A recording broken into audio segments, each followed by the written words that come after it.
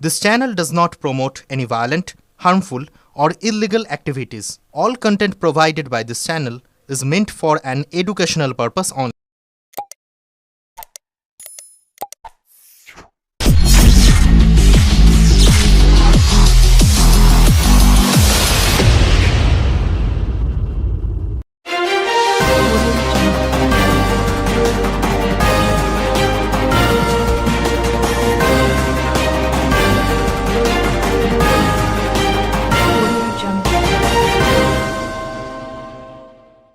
শেওড়াফুলি বৈদ্যবাটী সমবায় সমিতির নির্বাচনে আবারও উড়ল সেই সবুজ আবির। শান্তিপূর্ণ নির্বাচন বঙ্গবাসী যে কবে দেখেছে তা হয়তো বলেই গেছে। বিগত দিনগুলিতে যেকটি নির্বাচনের সম্মুখীন হয়েছে বঙ্গের জনগণ, সবকটাতেই ছোট বড় হিংসার ঘটনা লেগেই ছিল। হুগলি জেলার শেওড়াফুলি বৈদ্যবাটী সমবায় সমিতির নির্বাচন ঘিরে তৈরি হল উত্তেজনা চিরাচরিতভাবেই। অভিযোগের তীর সেই শাসক দলের দিকে। বিরোধীরা অভিযোগ করলেন সকাল 10টায় ভোট শুরু হওয়ার সঙ্গে সঙ্গেই চলে দেদার ছাপ্পা।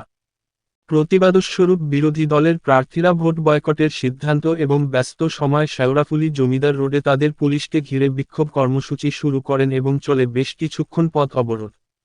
বিরোধীদের অভিযোগ ছিল পুলিশ প্রশাসনের সামনেই কিছু অজ্ঞাত পরিচয় ব্যক্তি এসে ছাপ্পা ভোট মেরে চলে যান। প্রশাসন নীরব দর্শকের মতোই দাঁড়িয়ে তা দেখছিল এবং পুলিশের সামনেই বিরোধী দলের প্রার্থীদের মারধর করা হয় ও মহিলাদের সঙ্গে খারাপ ব্যবহার করা হয়।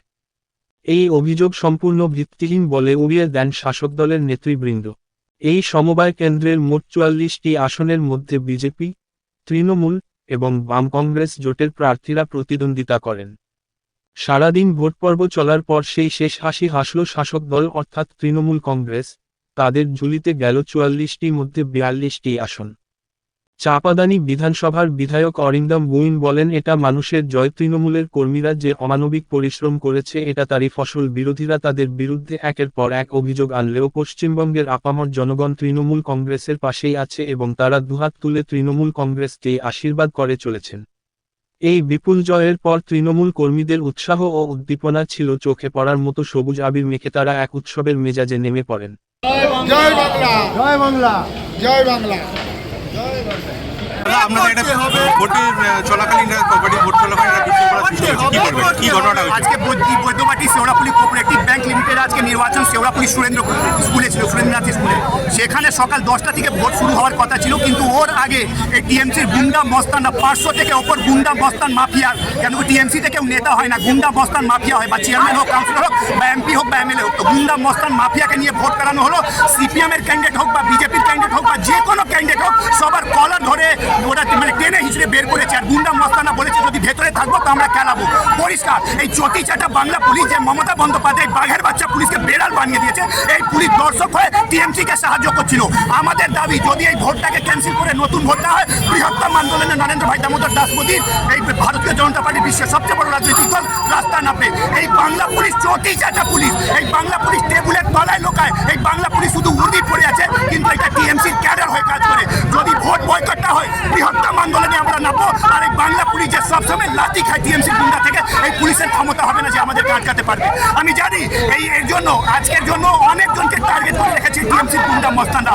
আমরা ভয় পাই না। 2021-এর পরে কলকাতার কন্ডিশন হয়েছিল 1946-এ দ্য গ্রেট ক্যালকাটা কিলিং আর ডাইরেক্ট অ্যাসেন্ডে। তা সত্ত্বেও আমরা লড়েছি, 200-র ওপর কর্মী মারা গেছে। আমরা লড়াই শেষ পর্যায়ে গিয়ে দেখবো। আর 26 চটি চাটা টিএমসি যে বাংলাকে বরবাদ করে দিয়েছে, টিএমসি বাংলার অস্তিত্বের ওপর একটা কলঙ্ক প্রশ্নচিহ্ন। এই টিএমসি আমরা ছুঁড়ে ফেলবো আর 26-এ ভারতীয় জনতা পার্টি ক্ষমতায় আসবে। কিন্তু তার আগে এই ভোটটাকে বাতিল করতে হবে আর নতুন ভোট করাতে হবে, না বৃহত্তম আন্দোলনে আমরা নামবো। আজকে ভোট শুরু হওয়ার পর কি ঘটনা ঘটেছিল?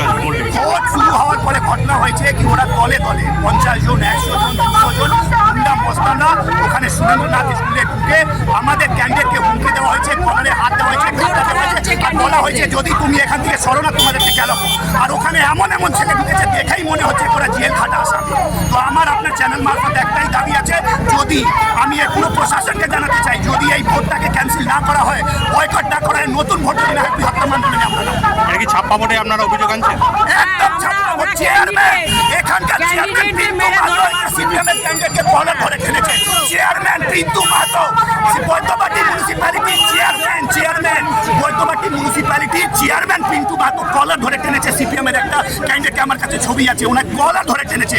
তো একটা চেয়ারম্যান, তো একটা ভালো পদে বসে আছেন, সম্মানিত পদে বসে আছেন, তার সত্ত্বেও কলার ধরে টানবেন? ক্ষমতার এত?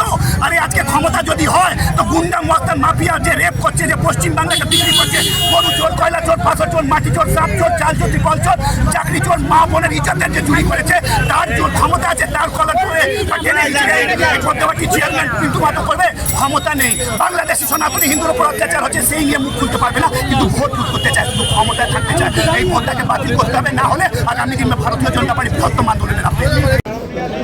ধন্যবাদ জানাই এই কোঅপারেটিভ ব্যাংকের যারা মেম্বার ছিল, যারা স্বতঃস্ফূর্তভাবে তৃণমূল কংগ্রেসের প্রার্থীদের জিতিয়েছে, যারা মমতা বন্দ্যোপাধ্যায়ের প্রতি আস্থা রেখেছে, যারা তৃণমূল কংগ্রেসের প্রতি আস্থা রেখেছে, তাদের ধন্যবাদ জানাই।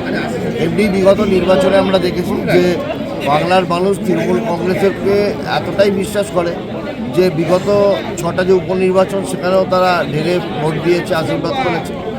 আসল কথা, বাংলার মানুষ 34 বছরে বামফ্রন্টকে দেখেছে যে দুর্নীতির সরকার ছিল, আর বাংলার মানুষ একটা সরকারকে, কেন্দ্রীয় সরকারকে দেখছে যারা শুধু মানুষকে ভাওতা দিয়েছে, মিথ্যা কথা বলেছে।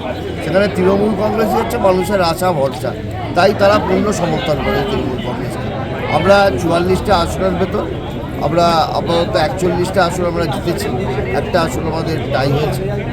আমাদের এই যে বিপুল জয়, আমরা মনে করি যে কর্মীরা যেভাবে পরিশ্রম করেছে, তার সাথে সাথে যারা প্রার্থী তারা মানুষের কাছে গেছে আর মানুষ ভরসা রেখেছে। আমি এই কোঅপারেটিভ ব্যাংকের যারা মেম্বার তাদের সকলকে আমি ধন্যবাদ জানাই, কৃতজ্ঞতা জানাই যে তারা এই বিপুল জয় মমতা বন্দ্যোপাধ্যায় সৈনিকদের দিয়েছে, তার জন্য ধন্যবাদ।